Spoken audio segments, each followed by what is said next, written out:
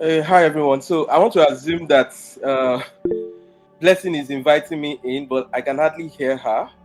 So, but let me just assume that she just invited me in. So, nice to meet you, everyone. My name is Femi Adefaka, and most people know me as Faka.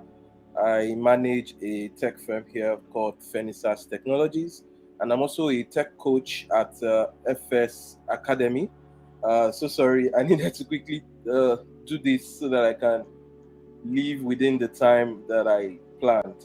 Okay, so I'll be sharing my screen now. I don't mind if Timileyin can be my anchor, so I'll be sure that you guys can hear me. So, Okay. all right, thank you. So I'm sharing my screen now. Um,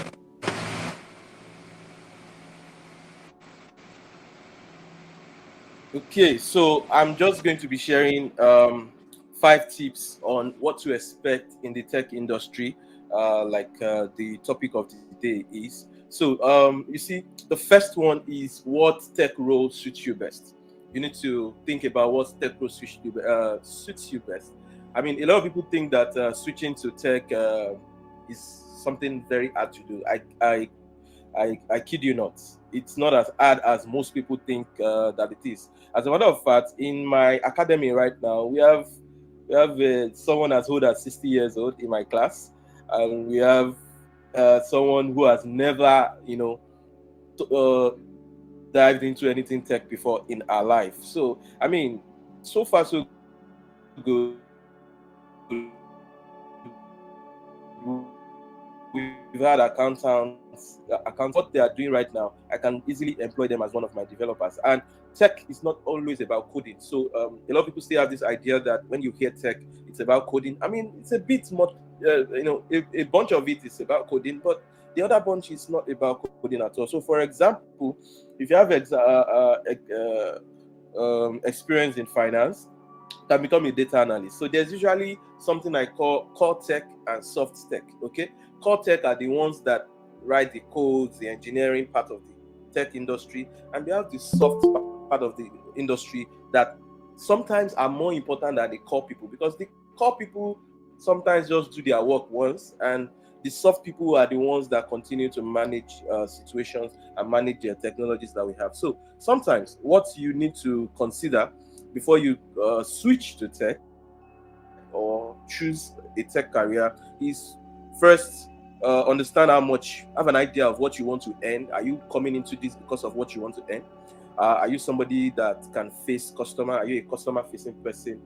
Can you interact with people face to face, not behind the screen? Do you want an opportunity to be creative? Do you like being creative? Do you like when you see very beautiful designs? You always feel like you could do something like that? And do you enjoy working with data? I mean, is data a thing for you? Do you like working with Excel, for example? Do you like working with Excel? These are the kind of things that we inform what you want to do in tech. So it might not be as hard as you think. Just follow me. The second tip I'll be sharing is, what are the skills that you can transfer? Now, I said it here. I said to get the best possible start, it's important to start to consider your strengths and your weaknesses. Sometimes the strengths that you have now and your weaknesses might inform the tech career that you are going to be moving into.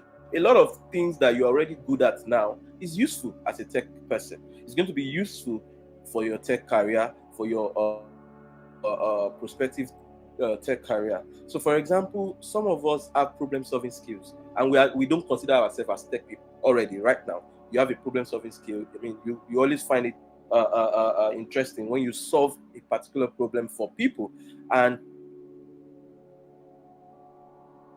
this is the exact skill that is in the tech world. So tech is not only about coding, like I said, but it's just half of it. Okay, so communication is a very important skill that non-tech people have already. Okay, this communication is key. Let me tell you this: most of the so-called tech guys, they lack communication skills, and communication to your clients, ability to communicate with your colleagues, to collaborate. These are important skills that you might already have, that is going to help your transformation into tech. The third tip I'll be sharing is the qualifications that you need. Now, a lot of people think that you need to have one huge qualification. I mean, unlike other fields like accounting, there's some specific fields that, I mean, your qualification really matters. But in tech, it's not always like that. It depends on what you have. In fact, I cannot remember the last time I interviewed and we were asking for the degree. I can't remember that. And the same thing happens with my foreign counterpart. I can't remember the last time that was actually a requirement. I mean, it could help you if you're looking into politics or some other kind of tech, okay? Your degree might matter, but really, what really matters is for you to be successful, you can take different paths in tech, okay? What really matters is your experience, the experience you've been able to gather in tech, and the certifications. Now, this is not really important, but certifications is why you have tech schools, coding schools, and all those kind of schools. And that's one of the examples of what we have at Finisas Academy. So FS Academy is an academy that I am individually, I'm the coach, okay? So I coach people, I have people that I mentor for over a period of 3 to 6 months. And what we do is a bit of giving you an experience, even if you don't have tech experience at all, taking you to the tech world and all that. So these are the kind of things you need to look out for. Look out for academies where you can get certifications to, dive into tech. And the fourth thing is, what are the hands-on experience you can obtain? You need to look at this. Aside from getting certified, you need experience. Like somebody who wants to become a tailor, someone who wants to become a shoemaker, they go for internship, apprenticeships. That's what they go, apprenticeships. That's what they go for. Try and do that. Don't go for money first approach. Okay, try and find a place where you can get experience. Experience matters a lot in the tech industry. It is your experience that will take you. So that's why you would see somebody that did not finish his BSc might be leading somebody that has masters in a company because he's a coder, simply because of his experience, not because of his qualification. You get me now? So usually you should learn to volunteer. When you see a volunteer work, this is how you dive into it. Volunteer, apprenticeship, part-time work, internships. These are very effective way for you to get your hands on tech. And that's one of the things that we do at FS Academy. Okay. So now, finally, but not the least, look out for networking opportunities, both online and offline. And networking is an excellent way for you to get into this tech sector, because it gives you an opportunity to have mentors.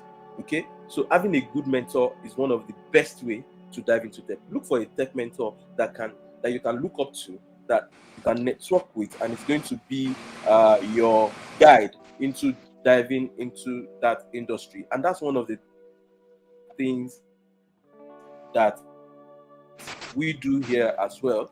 Like I have said earlier, existing professionals on the team, network with myself personally. That's one of the things we do at FS Academy. So, I mean, I think with these 5 tips, you should know that diving into tech, what you expect, it's not as hard, in quotes, as a lot of people make it look at. So just go over this once you are free. Go over some of these things. Go over the opportunities. Go over the things. Thank Thank you very much. Nice Thank of you you. guys. Thank you so much. That was a fantastic one. Thank you very much. Yeah. I'm sure everybody was listening. So he has told us all that, if you're an aspiring tech professional, everything that you need to know. Yes, speaker is Timmy.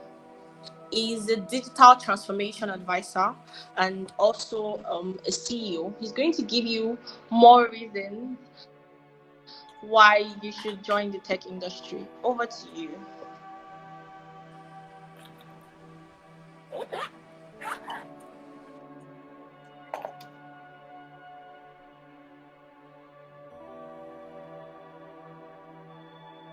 Simi, please, you can go on. Oh, sorry.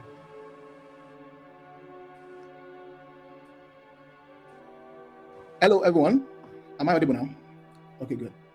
Let me share my screen. Okay. Good. So I'm Timileyin Ogungbemi, and I'm a solution architect as well as a digital transformation advisor. Okay. So not to waste our time, let me just run through this slide and give us reasons to join the tech industry at this time. So yeah, some of the reasons, okay, before we go into the reason, we need to know why you should choose tech, and some of the reasons are nowadays employers are considering compensation model or skill-based hiring, as regards salary, and the current currency of work is skill. So the more skills you have, the better. So this is why tech is actually key, because it's, as I said, tech is not a static field. Innovation is key. So what to expect in 2023? Okay. So AI will be everywhere. That is, in most businesses, most products and services, we have intelligent integration of AI, and the major bulk of work has been done. That is, we'll be having tools like no-code tools for AI implementation. That is, you don't need to be a coder to implement AI processes. So some of this, you just go through the use cases after the session. So what to expect in 2023 as well is part of metaverse will become real. Even though I'm not a fan of a metaverse, however, I've dived into immersive technology. So AR, VR will become more real. That is, there will be implementation of the virtual world in the real world. So we're expecting more of this. This will be creating a lot of jobs like experience design, 3D design, modeling, something like that. Now, another thing is bridging the digital and physical world, which is almost similar to the metaverse, but this is quite different.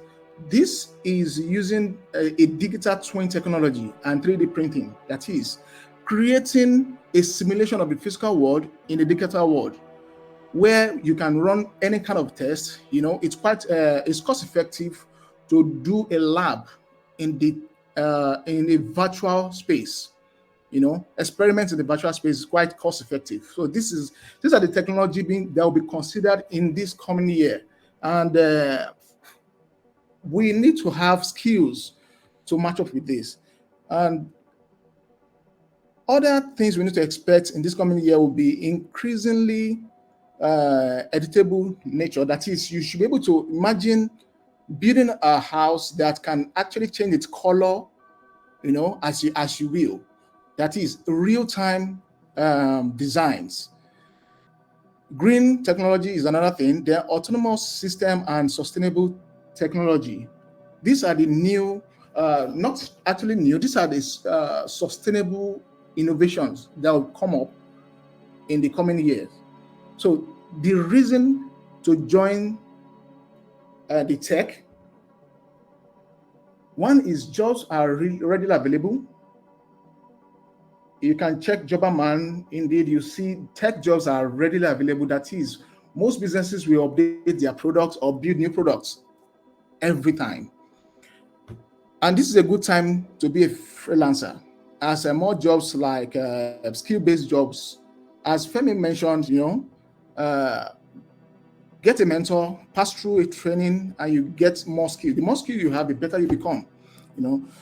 So you don't need to be a coder to be in tech. That is, we have, as I mentioned, no-code tools that you can use you can build mobile apps, web sites with platforms just to drag and drop and create stuff. All you need to have is your problem-solving skill.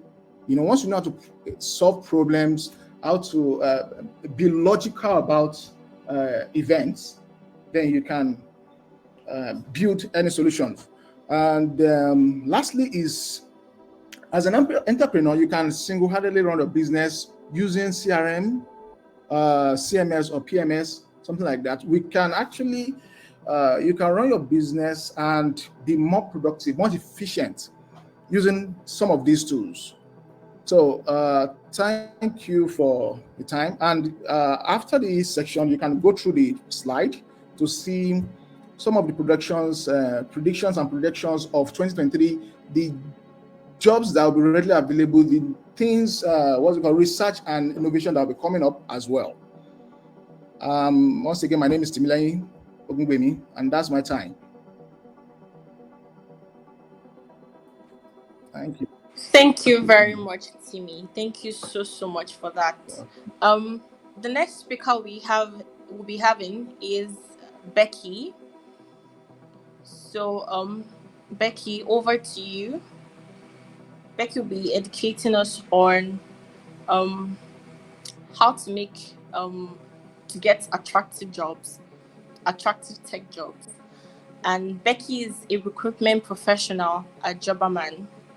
Also, if you have questions, you can start jotting down your questions for them. As soon as we're done with the speakers, we'll be taking your questions. So over to you, Becky. Okay, thank you, Blessing. Good afternoon, everyone. I am Becky Additional, a recruitment associate with Jobberman Nigeria. So before I share my screen, I'll just briefly state out some things. Like Femi stated in the beginning, in as much as you're trying to have your technical skills, your soft skills are also important because it's needed to do the job. You want to also get a real world experience, and how to get this while you're preparing for an employment. You could just brainstorm a way to solve real life problems that you have in your everyday life. How can that solution be translated into an app or a software form? Right? And also you might just look at, okay, who can I build a website for? You could reach out to your friends or some local businesses, offer reduced prices to them to work on their website too. With this, you're trying to build a portfolio for yourself, because definitely when a recruiter is reaching out to you, we ask you, oh, can you share a link to your portfolio? We want to see the jobs you've done. So in order to make this possible, it's just good for you to get on GitHub. It helps a lot to showcase everything you've been working on. According to ED Jasper, he said the tech industry is a very much a show me industry. So they want to see your portfolio. They want to see the projects that you've worked on. And also you try to build a community/network for yourself, because without having connections of those that can recommend you to companies or clients, you're just like another resume. Your CV is actually what shows a recruiter that you're in existence before we meet with you physically. You want to build a network. To build a network, you need to have a network. Go out to events, webinars, conferences. It's actually ideal to do that in person, so that you get connected with most of these people that are in the industry already.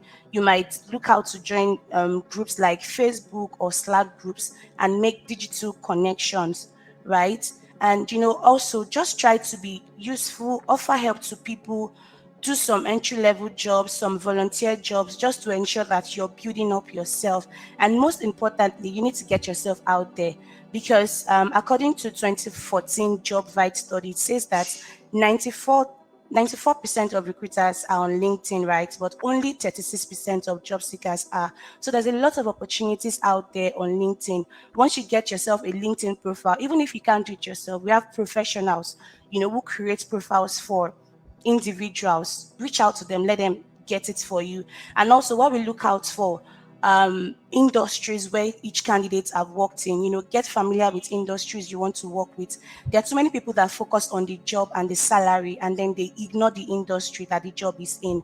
So it's one thing to have tech skills to do something, but it is much more valuable if you have holistic understanding of how your role fits into the larger picture.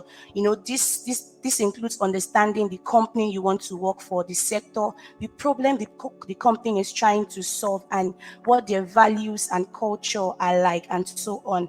And so the fact is that all tech companies are not alike. So tech has many subfields. For instance, there is EdTech, which is education technology. We have FinTech, which is financial technology.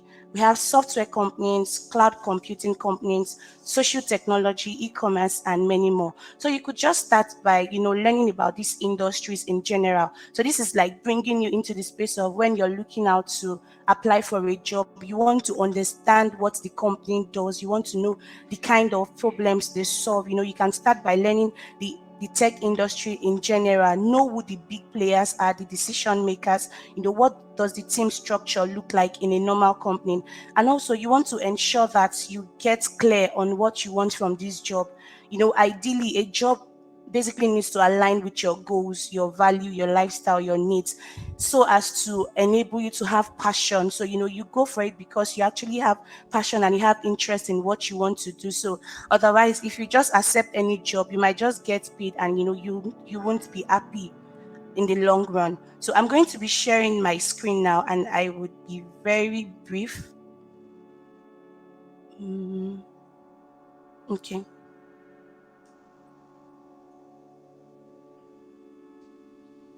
All right. All right. Thank you very much, Becky. Oh, is the time up? Okay, Okay, so you this want is, to? sorry. You actually Okay, wanted to go share ahead. my screen. Okay, Go ahead. sorry. Go So ahead. this is just a brief definition of what a CV looks like, because as a recruiter, what we're seeing is actually your CV. So it states, according to Indeed.com, it's a detailed document highlighting a candidate's professional academic history. And then, your CV, one of the functions is that it secures an interview slot, because basically your CV is supposed to show your skills, qualification, experience in the most appealing way in order to capture a recruiter's attention. It's also a summary of your professional experience. It serves as a tool for assessing you for a particular role. So for those of us that, probably our CVs are not in good shape, like my senior recruiter, Chisom Ungusu, would say, a CV is akin to a business proposal. It determines whether you want to get a follow-up call or not. So this is what a good CV should look like, right? Your contact details, professional summary. So this professional summary now is basically talking of, what you've done in the years, industries and all of that, your work summary, your work experience rather. So this also comes with showing the job descriptions of on every job that you've done, your skills. Okay, are you a front end developer, back end developer, and so on? Ensure that your skill shows everything that you currently do, that's your technical skills and all of that. Then educational qualifications and certifications. The last one, your achievements. This is where your GitHub link comes in and everything. So basically, a recruiter just typically scans your CV within seconds before making a decision whether to longlist a candidate or pass on a candidate's profile. So if you can be able to do all of this, I'm very much sure that when a recruiter sees your CV, they automatically know that, okay, this is a fit candidate. And also, lastly, before I go, you want to understand what you want to do. Some jobs comes in, you do not just apply for all the jobs you see, right? You need to understand, am I an entry level tech developer? Am I a junior level tech developer, mid level or senior level? By understanding all of this, you'd be able to know the jobs that you fit into or not. Thank you. Thank you very much. Well done. Thank you. Next we'll be having Ojekunle to come and tell us how to get the power of visibility. She's going to tell us how to get seen. Now, Becky has already told us the importance of like how to get attractive jobs, and she mentioned LinkedIn. So we have our LinkedIn optimization coach in the house, which is Ojekunle. She'll be telling us, how to get yourself visible out there. So over to you. Thank you so much, Blessed. Thank you very much for this opportunity to speak here. So, I'm Funke Ojekunle. I'm a LinkedIn optimization coach in which I can help your brand to gain visibility on LinkedIn. Right now, I have about going to 13K followers on LinkedIn. So, I want to talk about the power of visibility on how to be more visible in the tech space, how to be more visible there on social media. There are many social media out there. There are Facebook, Instagram, Twitter, and LinkedIn, more social media platform. But I dwell more on LinkedIn. LinkedIn is a place that it has given me an edge. Like I help people, I help students to gain visibility on LinkedIn. So I will dwell more on LinkedIn on how to be more visible on LinkedIn. So what's LinkedIn? LinkedIn is a professional social media platform used by corporate individuals. It is also used to recruit employees, find and apply for jobs. Right now, let me tell you that I gain more than jobs. I find like jobs, more than 100 jobs on LinkedIn using LinkedIn. LinkedIn is a place where you can get jobs, where people can recruit you for jobs no matter what you do. Maybe you are a social media manager, you are a content writer, you are into tech space. LinkedIn is for you. LinkedIn is for you. I have over students of like 1,000 students on LinkedIn that have gained visibility. They get scholarship as an internship, many other things. Many. Let me tell you right now, LinkedIn is a place where you can gain opportunities, where you can get opportunities globally and locally. Because here in Nigeria, there are many scholarship where you can get to maybe as a content writer, as a copywriter. There's many organizations out there in which they can recruit you for their scholarship. So LinkedIn is a social media platform where you can get jobs. But sincerely, LinkedIn is more than professional social media platform too. Because when people are saying that I'm selling a clothes or something like that, LinkedIn is also for you. Anybody can use LinkedIn regarding what you are doing. It's not just for corporate world like accountants, doctors, lawyer, or tech people. It's for everybody. It's just by determining from your mind that you want to be visible on LinkedIn out there. You are in school, you are going to tech space in 2023. LinkedIn is actually for you. No matter how I will talk about LinkedIn and I will not talk about personal branding. Personal branding is how people perceive you. When they see your LinkedIn profile, it actually speaks volume. Like when they see you physically, when they see your profile, they'll be amazed that you are doing a very good job. People will be like, oh, let me recruit you for this job, or content as a content writing, as a social media manager. And many skills out there that you can learn in 2023. So LinkedIn is actually for you. LinkedIn personal branding is how people perceive you. How people perceive you. So what are the things you should put on your LinkedIn for you to rank job searches when recruiters are looking for you out there? What are the things they are going to look out for on your LinkedIn profile? The first one is your headshot, your professional picture. Your professional picture depicts who you are. Apart from LinkedIn, all social media platforms, I'm on Facebook, I'm on Twitter, I'm on Instagram. Everything you must use a professional headshot on all social media platforms. Be it Metaverse, be it LinkedIn, but I dwell more on LinkedIn. LinkedIn is a place where it has given me an edge to get many jobs globally and locally. So the next thing is your headline. Your headline must depict who you are exactly. Maybe you're a content writer, you are front end developer. You must put everything that depicts who you are, not just put any kind thing. Just be sure of what you do. You must be very good at what you do. And the next thing is your skills. Your skills. We have speakers here. They have talked about skills. Learn skills a lot. Skills depict skills is the one that recruiters are going to look for you on your LinkedIn profile, and also your recommendation and endorsement. These two things, you cannot do it for yourself. You can actually ask for people to recommend you and endorse you at the same time. Endorsement is when people endorse you on your skills, and your recommendation when people recommend you on your skills. When you are good at what you do, people are going to recommend you to your students, to people that you work for, or something like that. So recommendation is the best thing. Is the best thing on your LinkedIn profile. And when you're asking for recommendation and endorsements from people, you must learn how to ask honorably, not like, oh, recommend me, go to their DMs and asking them to recommend you. No, it doesn't work that way. The first thing when you enter their DM, speak nicely to them. Hi, it's nice connecting with you on this space. So I'm Funke Ojekunle. I would like to know what you do, something like that. Tell them what you do in their DMs, and also the next thing is your experience. Your experience depicts who you are, because all those recruiters on LinkedIn, they are going to look for your experience if you are good at what you do. Some people will go as far as they are going to contact your boss if you are good at what you do. And the next thing here is your about section. Your about section is a very, very key important thing on LinkedIn profile. On your about section, you must depict who you are. Some people will go as far as write maybe they are the first one in their family, or maybe this is what their service is, maybe they graduated with first class or something like that. People go as far to write about them in the about section. So about section is the key important, and also your LinkedIn banner.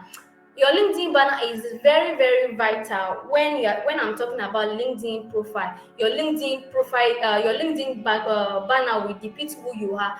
Everything that you know how to do, everything that you know how to do, make sure you put on your LinkedIn banner, because that's your selling point. And also there is a space for your profile video. Make sure make sure you video on LinkedIn, because it depicts who you are, because you are going to sell yourself with 30 seconds video. This all these things, like for me, like LinkedIn is like more or less like CV. It's like online CV.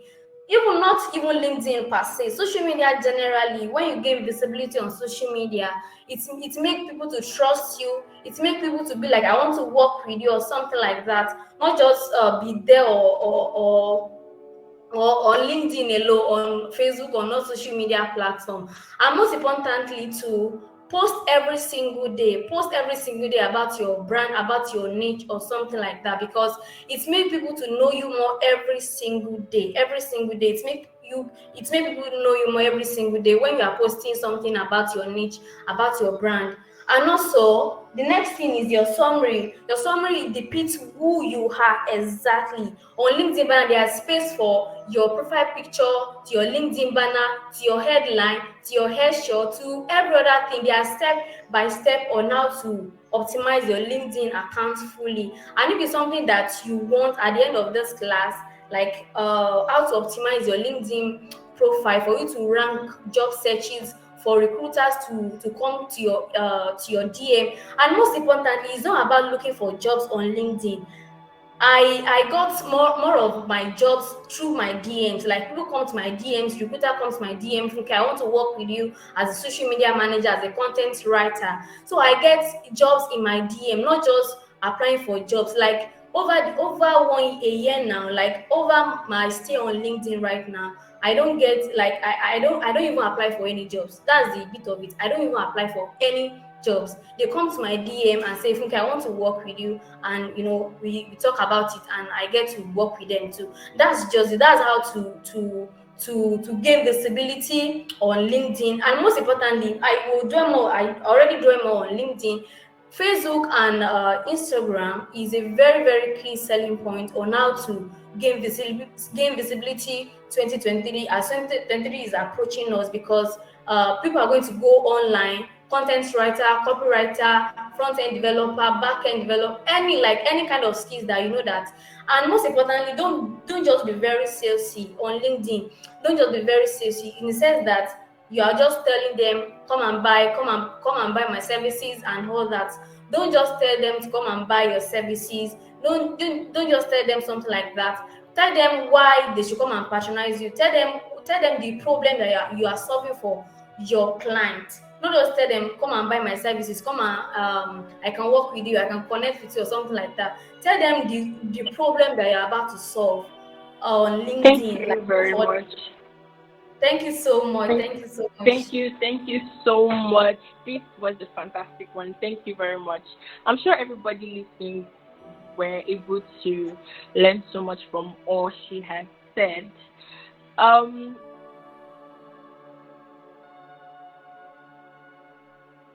So now, I want to let everyone know I'm going to speak on the startup bill and the opportunities that are in it, that's in the startup bill. As a legal professional, every speaker here has mentioned, reasons to join the tech industry, how to get yourself attractive jobs, how to get yourself visible out there.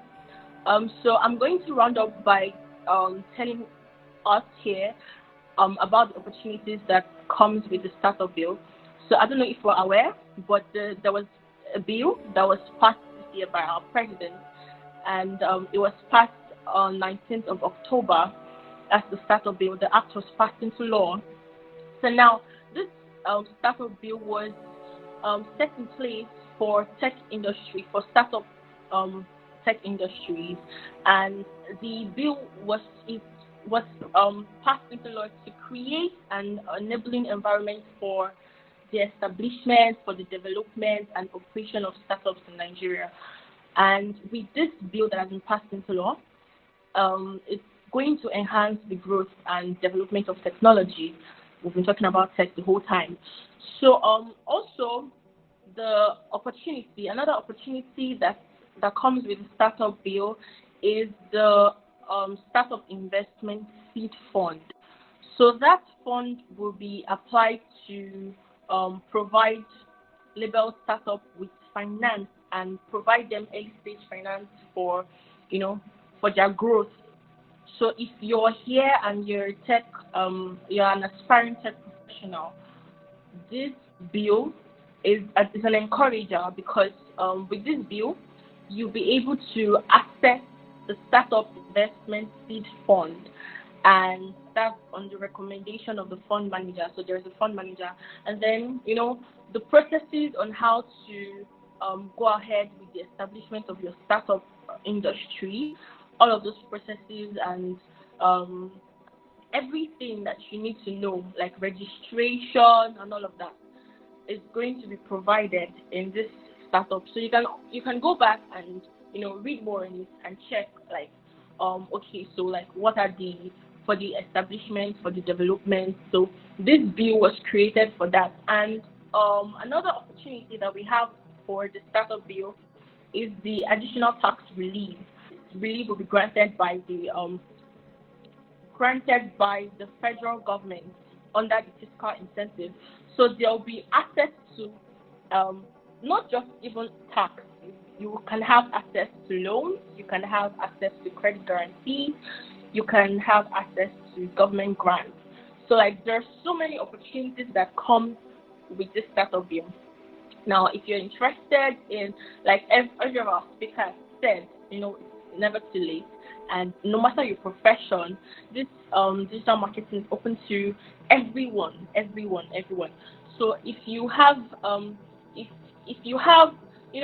learning tech now brings more advantage to each and every one of us.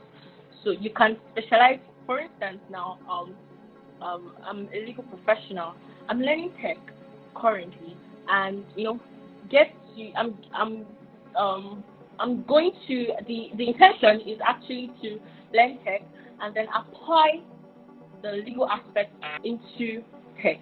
So whatever profession you're into, you have so much in store for you. Okay, so I asked everyone to jot their questions if you have questions. So please do signify if you have questions. I'm going to invite our creative director, who is going to conclude for us, and he's Francis Oti. So over to you, sir.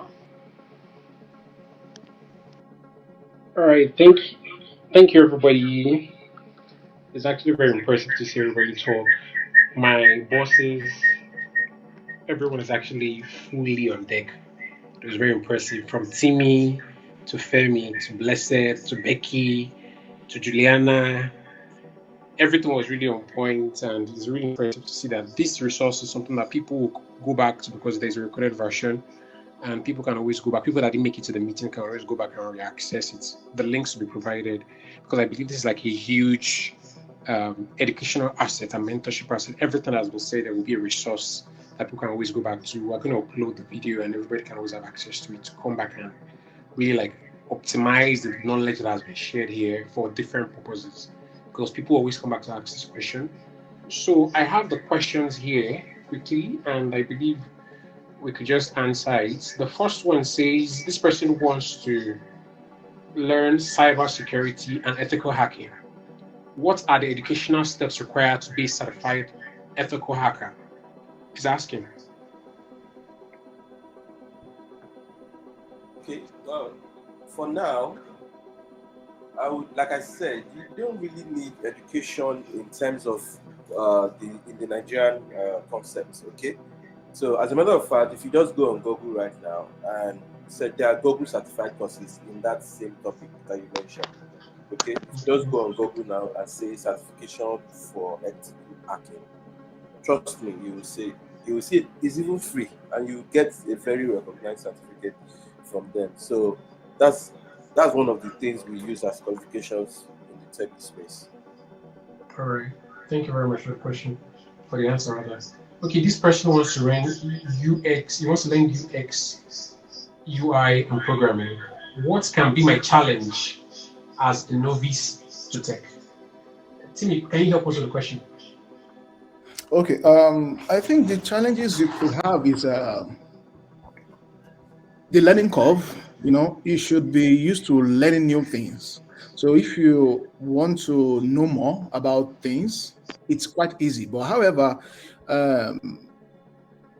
UX design is about perspective. So if you is not something you can learn in school, or it's not something that we're taught and being shown, but you experience it. So the more practice you have, the better you become. You learn, then you practice. The more you do that, you become better. So this is just the learning curve. That's just the only hurdle to cross. All right, sir. Let's quickly get these last three questions then. This person is asking, is it too late for me to gain relevance in the tech world? Absolutely not. Okay. And I think I also asked this question to Juliana. Okay, Juliana was here and she left, but I'll still ask Timmy and Becky. This person is saying, how to keep being relevant in the tech space?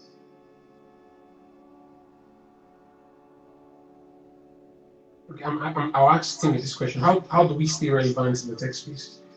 Okay. As I mentioned earlier, innovation is it's something that keeps changing, and you need to follow the trend. You can actually pick the aspect. If you're into networking, you follow the trend in networking, like maybe join the industry like Cisco. If you're a developer or a solution architect like I am, you follow likes of AWS, Azure, Alibaba Cloud, something like that. So things keep coming up, and you need to stay on top of the game and learn more. That's just it. Thank you very much, sir. Finally, Femi, could you help us answer? This person wants to be a website developer. He's asking, how do I start as a beginner? I'll put it this way, I keep introducing no-code tools. To start, you need to start with getting familiar with the language you want to use. The basic one is the HTML syntax. So once you get ready, you get used to HTML syntax. While doing that, you should learn some basic tools, drag and drop tools like Brave and so on, and WordPress. Yeah. So once you know all those tools, then you can start learning basic HTML while you advance to PHP, Node.js, and so on. Excellent. Thank you very much, Sars. Thank you very much, from Blessed to Becky, to Timilane, to Femi, to Juliana. I know you're not here right now. Thank you very much. We'll call it a day. But however, we're going to reach out to every one of you for the resources so that people can access them. And if there are mentorship opportunities from your own angle, we can always share with them too. Thank you very much, Charles. Thank you very much, Maz. It's been a wonderful one.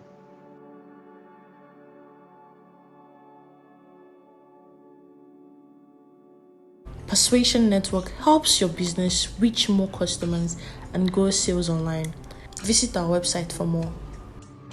Don't forget to share this video and subscribe to get more impactful content like this.